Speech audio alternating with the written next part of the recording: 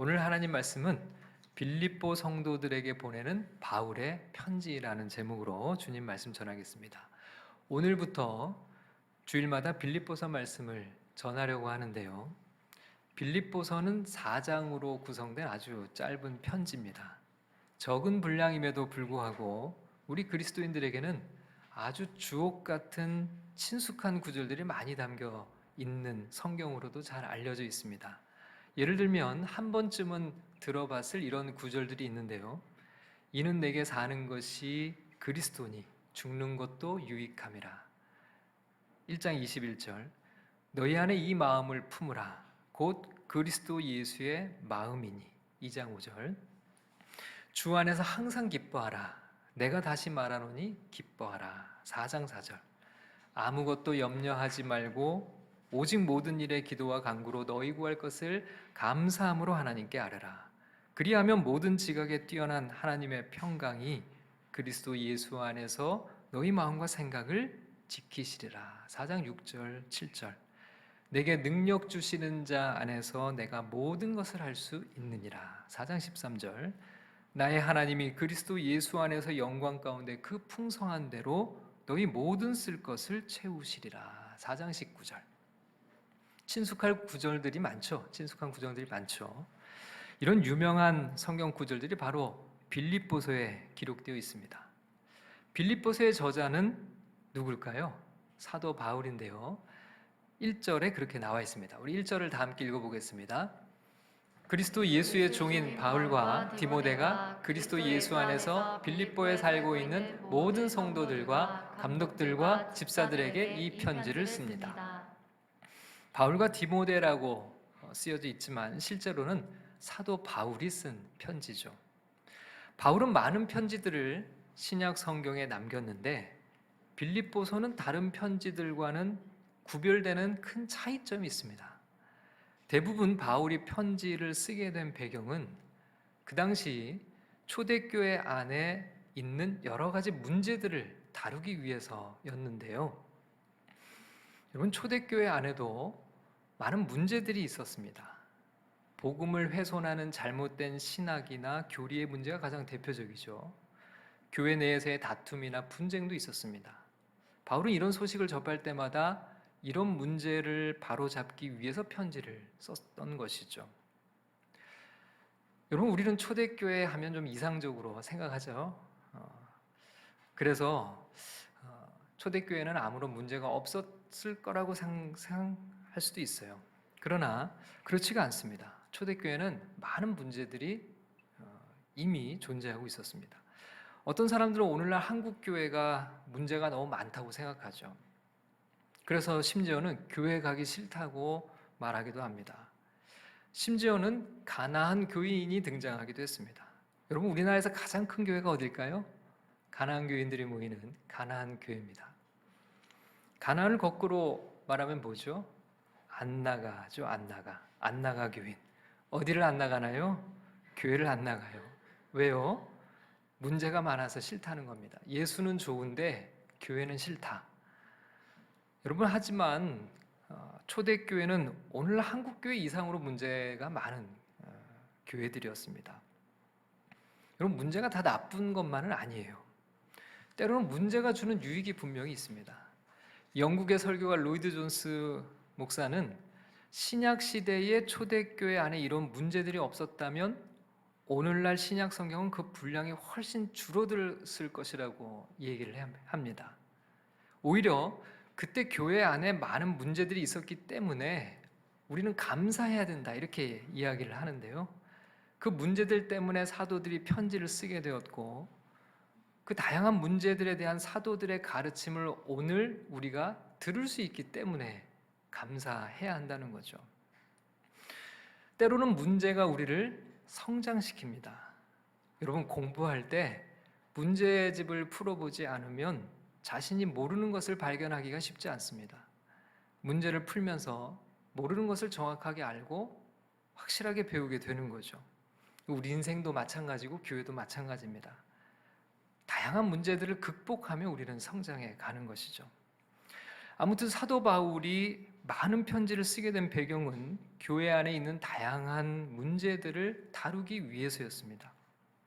그런데 빌립보서는 쓴 이유가 다릅니다.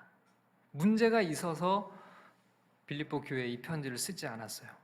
오히려 바울은 빌립보 교회에 감사의 마음을 전하기 위해서 이 편지를 썼습니다. 바울은 빌립보 교회를 생각할 때마다 너무 기쁘고 감사했습니다. 우리 3절의 말씀 함께 읽어볼까요? 나는 여러분을 생각할 때마다 나의 하나님께 감사를 드립니다.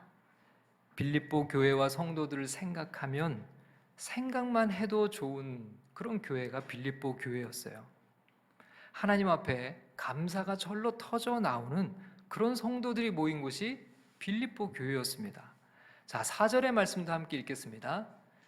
내가 기도할 때마다 여러분 모두를 위하여 늘 기쁜 마음으로 간구합니다. 여러분, 기도하려고 눈을 감으면 걱정과 염려가 밀려드는 교회도 있었겠죠. 그러나 빌립보 교회는 기도하려고 눈을 감고 그렇게 기도하려고 떠올리면 항상 늘 기쁜 마음으로 기도하게 되는 교회가 이 교회였어요.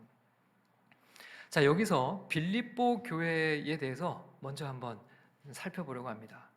빌립보 교회는 어떻게 생겨나게 되었을까요?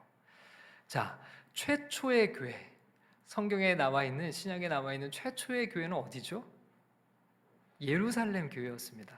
오순절에 성령님이 제자들에게 부어지고 예루살렘의 교회가 탄생했습니다. 자, 그러면 예루살렘 교회는 유대인들 중심으로 모인 유대인 교회였는데요. 이방인들의 최초의 교회는 어디였을까요? 이방인들로 구성된 최초의 교회는 안디옥 교회였습니다. 그 전까지는 유대인을 중심으로 복음이 전파되었는데요.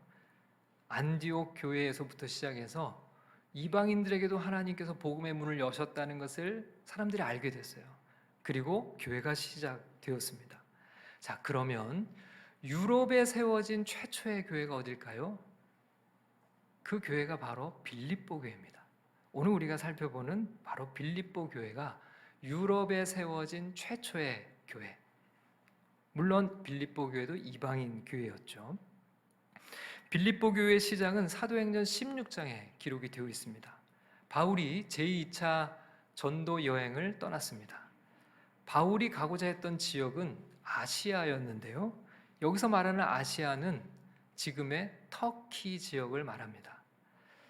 그런데 이 아시아에서 하나님의 말씀, 복음을 전하는데 번번이 성령이 이 일을 막으세요. 아시아 곳곳을 다녀보지만 예수의 영이 허락하지를 않습니다. 여러분, 참 희한한 일이죠. 복음 전하는 것을 왜 성령님이 막으실까요? 성령님이야말로 복음 전하는 일을 가장 기뻐하시는 분이 아닌가요? 그런데 하나님께서 성령을 통해 아시아에서 복음 전하는 일을 막으신 이유가 있었습니다. 그것은 우리 주님의 다른 계획이 있었기 때문입니다.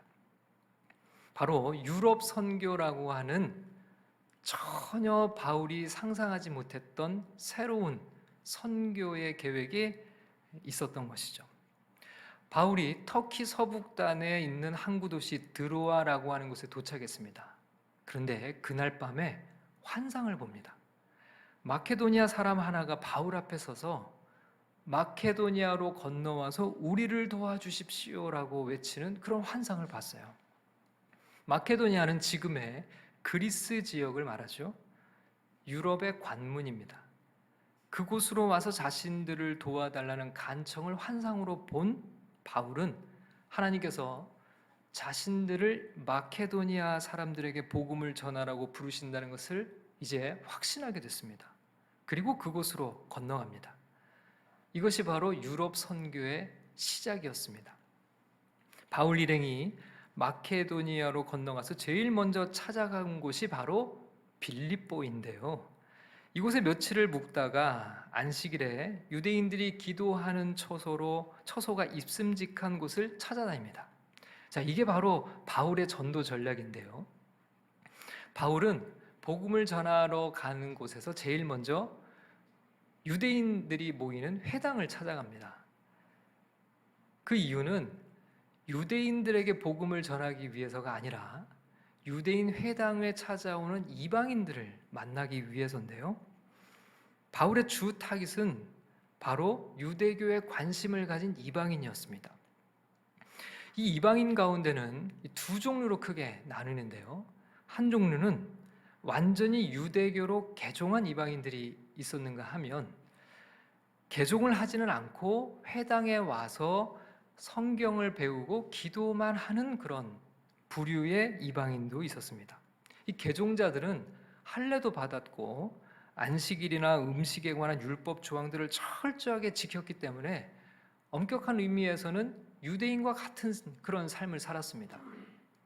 그러나 바울은 이들에게보다는 개종하지는 않았지만 유대교에 관심을 가진 이들에게 복음을 전하도록 위해서 힘을 쓰는데요. 할례나 안식일이나 음식에 관한 율법 조항들은 이방인들이 지키는 것이 쉽지 않았죠.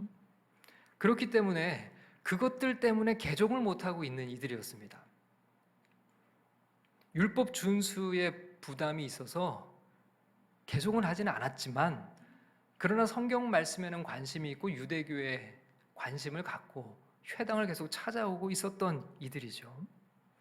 이들을 성경은 하나님을 공경하는 사람이라고 표현하는데 이들에 대한 공식적인 명칭이 이렇게 불렸어요. 하나님을 공경하는 사람들. 개종하지는 않았지만 유대교에 관심을 갖고 하나님을 경외하는 그런 사람들이었습니다. 바울은 이들에게 율법에서 자유로운 복음을 전하게 돼요. 이들은 안 그래도 율법에 대한 부담을 가지고 있었던 이들이었는데 이들이 율법을 통하지 않고도 하나님의 자녀가 될 수 있다는 예수 그리스도의 복음을 전하니까 그야말로 기쁜 소식이었죠.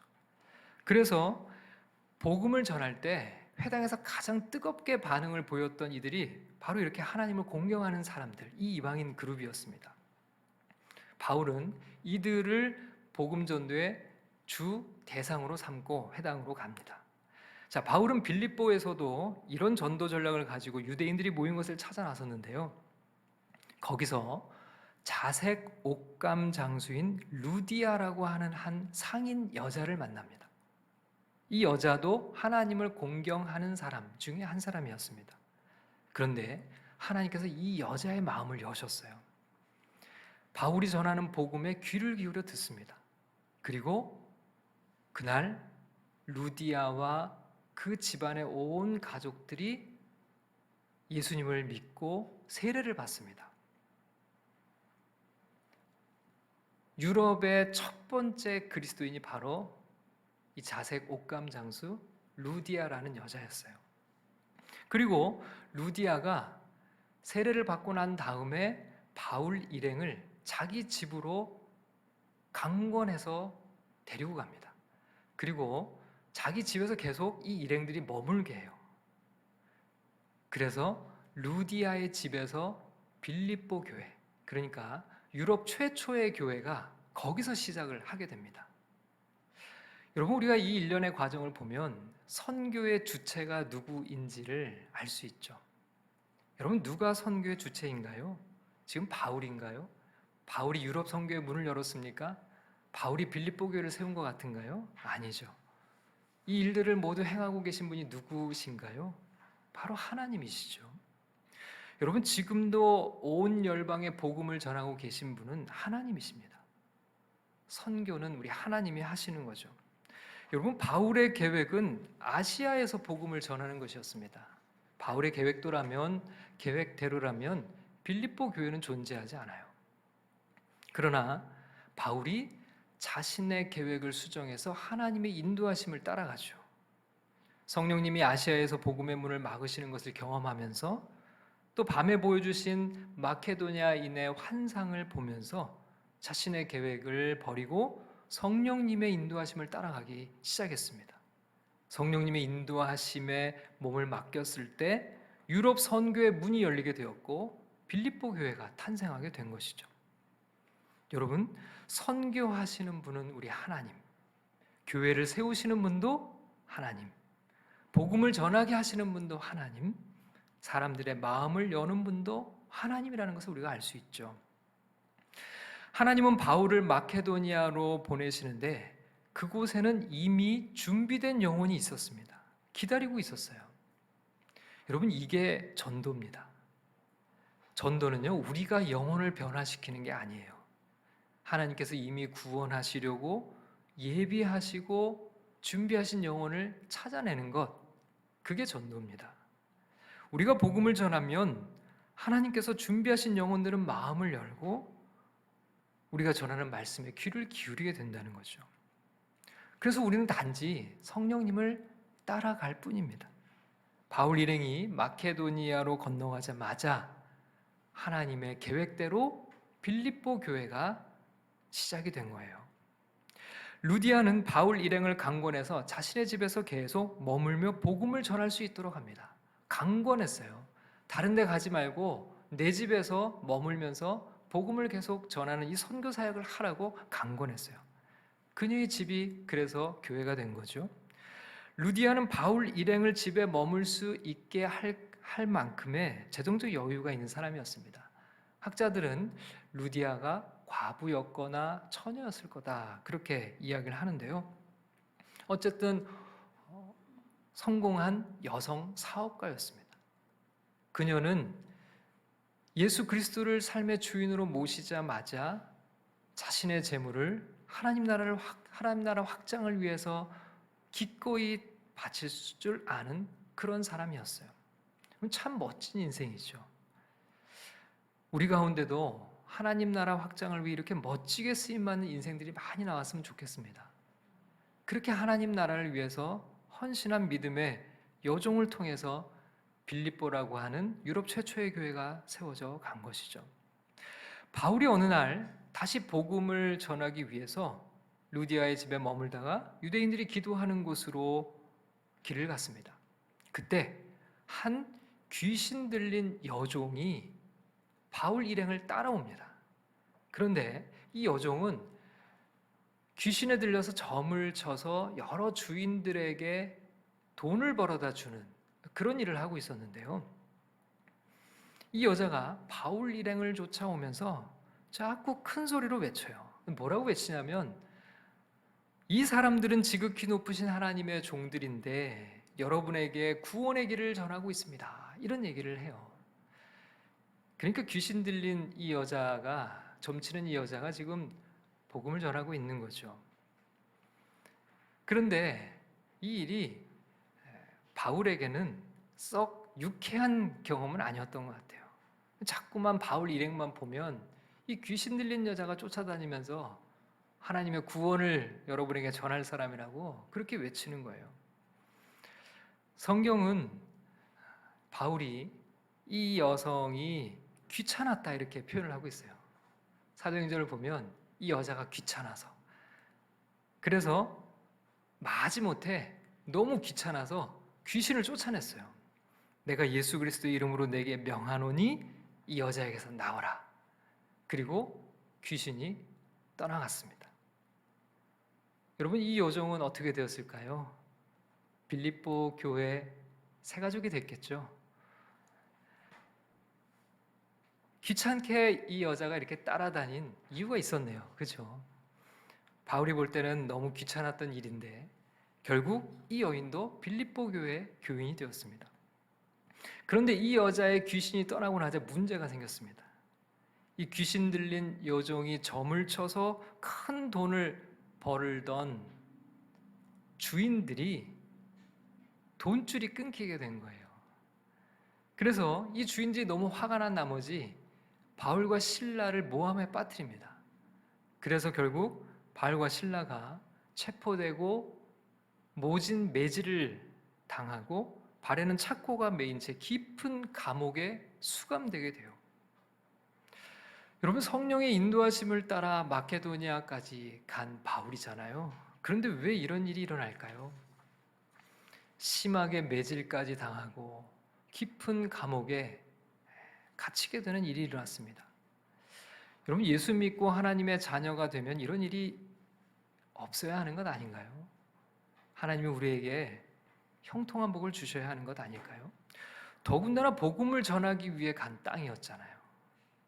그리고 주님이 강권하셔서 보낸 길이었잖아요. 근데 왜 이런 고난이 닥치는 걸까요? 이런 고난이 닥치면 시험에 들기 너무 좋죠. 여러분, 믿음의 삶이란 우리가 생각하는 형통과는 분명 거리가 있어 보입니다. 바울과 실라는요, 한밤중에 깊은 감옥에 갇혀서 하나님께 기도하고 하나님을 찬양하는 노래를 불러요. 이들은 하나님을 원망하는데 알 수 없는 고난의 이유를 묻는데 자신들의 시간이나 감정을 소비하지 않았어요. 이해할 수 없는 일을 만나도 그들은 전적으로 하나님을 신뢰하는 믿음을 버리지 않았습니다. 감옥에서도 하나님께 기도하고 하나님을 찬양하는 노래를 부를 수 있었던 이유가 바로 여기 있죠. 여러분, 우리도 힘들고 어려운 일을 만날 때가 있어요.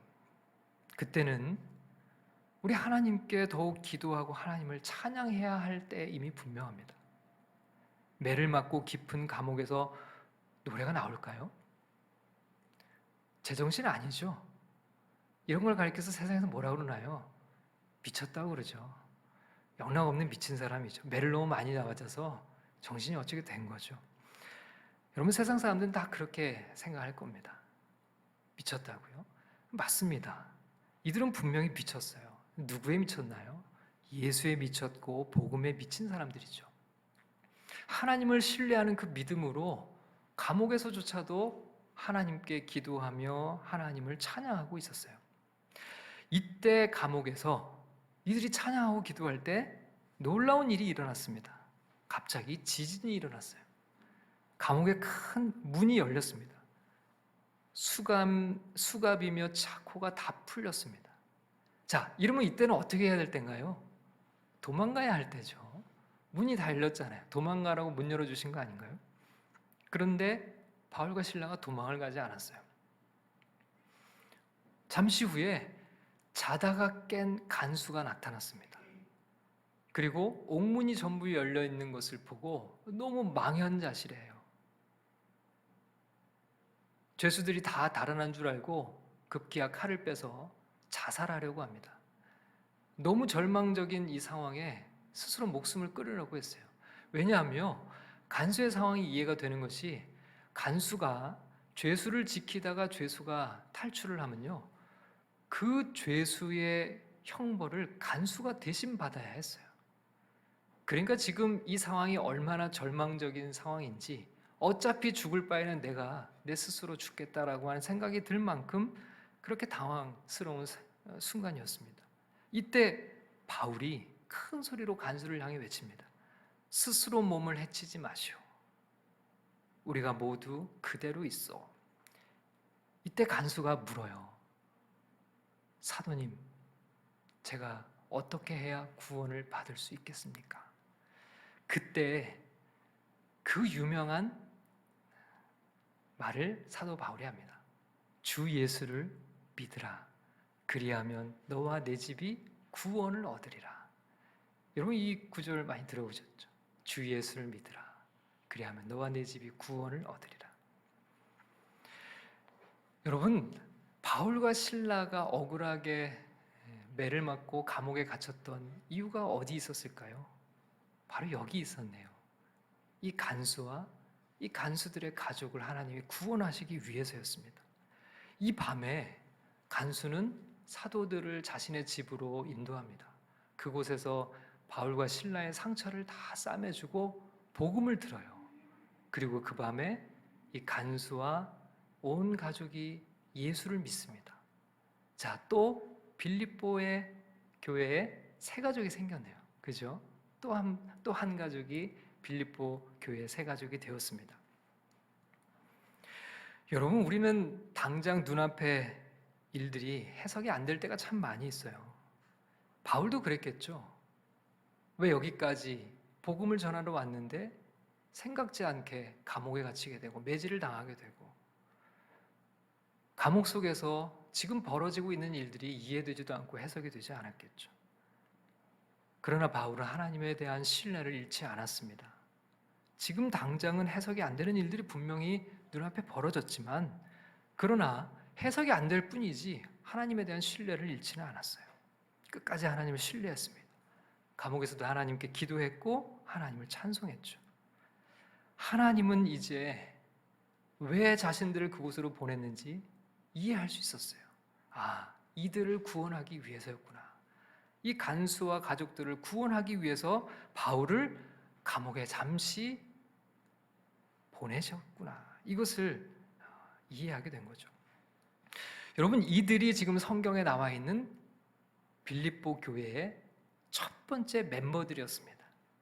루디아와 그의 집안 사람들, 귀신에 들려 점을 치며 주인들에게 돈을 벌어다 주던 불쌍한 여종, 그리고 감옥을 지키던 간수와 그의 가족들.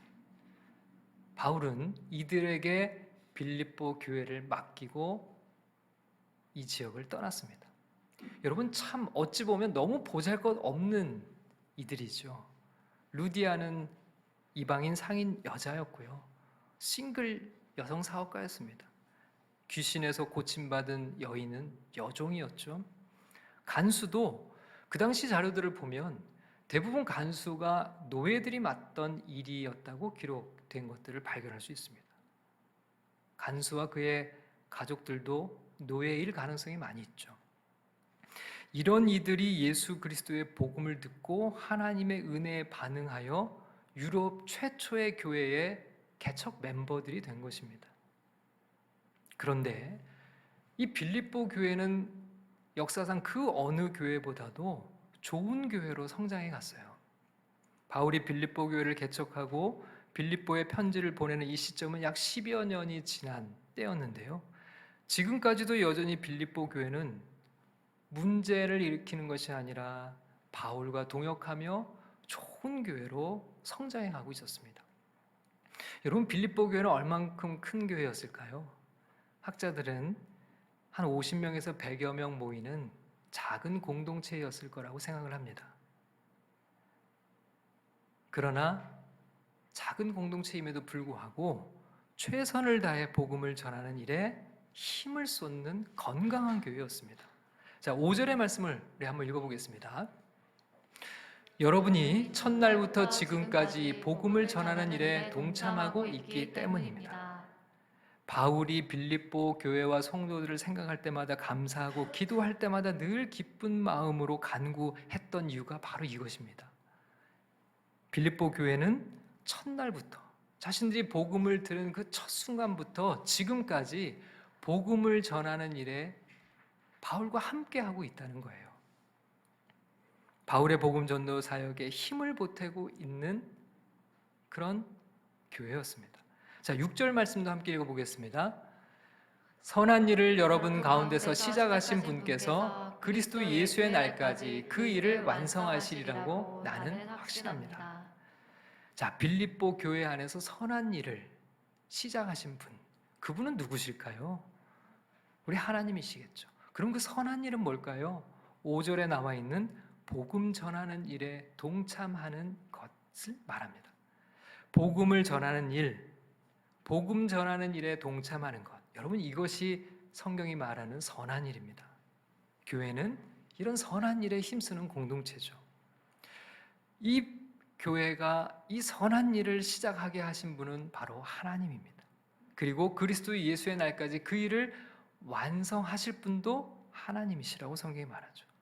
빌립보 교회를 통해서 복음 전하는 일을 시작하게 하시고 완성하게 하실 그 하나님이 이 빌립보 교회를 통해서 이 일을 이루실 거라는 것을 확신하는 거죠.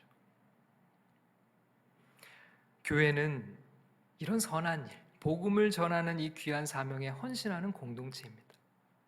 하나님이 하게 하시고 하나님이 완성하게 하실 것을 믿고 말이죠. 빌립보 교회는 자신들이 받은 은혜를 늘 기억하며 그 은혜를 나누는 일에 기꺼이 동참하는 교회였어요. 자, 7절 말씀 함께 읽어보겠습니다. 내가 여러분 모두를 이렇게 생각하는 것은 나로서는 당연한 일입니다. 내가 여러분을 내 마음에 간직하고 있기 때문입니다. 여러분 모두는 내가 갇혀 있을 때나 복음을 변화하고 입증할 때 내가 받은 은혜에 동참한 사람들입니다. 여러분 5절의 말씀에서도 7절의 말씀에서도 반복되는 단어가 있는데요. 그것은 바로 동참입니다. 빌립보 교회 성도들은 항상 바울의 사역에 함께 했습니다. 동참했어요. 특히 물질로 바울의 선교 사역을 지속적으로 후원했습니다. 빌립보서 4장 15절 16절에는 이런 말씀이 있어요. 함께 읽어보겠습니다. 빌립보의 교우 여러분, 여러분도 아는 바와 같이 내가 복음을 전파하던 초기에 마케도니아를 떠날 때 주고받은 일로 나에게 협력한 교회는 여러분밖에 없었습니다. 내가 데살로니가에 있을 때에도 여러분은 내가 쓸 것을 몇 번 보내어 주었습니다. 여러분 앞에서 말씀드렸지만 빌립보 교회는 큰 교회가 아니었어요. 50명에서 100여 명 정도 되는 작은 공동체에 불과했습니다. 교회 구성원도 설명드렸죠. 여종이나 노예들이 대부분인 교회였습니다. 그러나 바울을 가장 든든하게 그의 사역을 후원했던 교회였어요.